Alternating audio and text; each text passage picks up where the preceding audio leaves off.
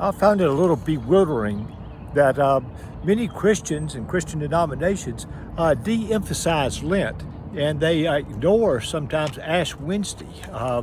And to me, that's a mistake, perhaps, on their part. Maybe not a mistake, but sort of an overlooked sense.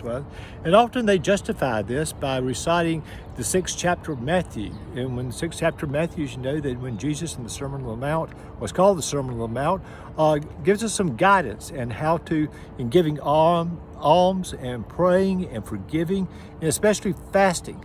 But Jesus is certainly not against any of these actions. In fact, he promotes them quite well, but he teaches us not to perform these hypocritically or for our own glorification.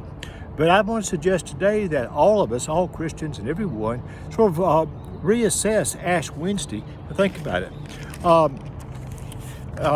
Welcome to one of our videos from St. Mark's Episcopal in Dalton, Georgia.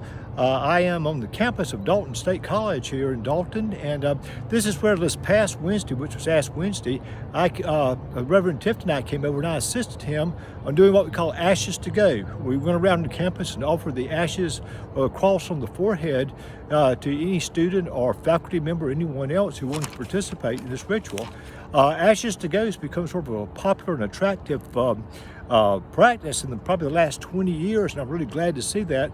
I think in some ways it's become acceptable and something people won't look forward to because it's reassuring to participate in a sacred ritual in our very secular world. And Ash Wednesday, Ashes to Go certainly does that. On Ash Wednesday, we ask God to help us remember that it's only by God's grace that we are given everlasting life through Christ Jesus. And we're also asked to remember that we are dust, and to dust we shall return. We are saved by the gift of God's grace, and we are dust, and we will return to dust. These are facts. This is not an opinion. This is not faith. These are facts. And they are the realities of our existence, regardless of our individual or denominational beliefs. And for those of us who humbly accept a cross of ashes on our forehead on Ash Wednesdays can rejoice that we are marked by Christ's own forever. And for that we can certainly say, thanks be to God.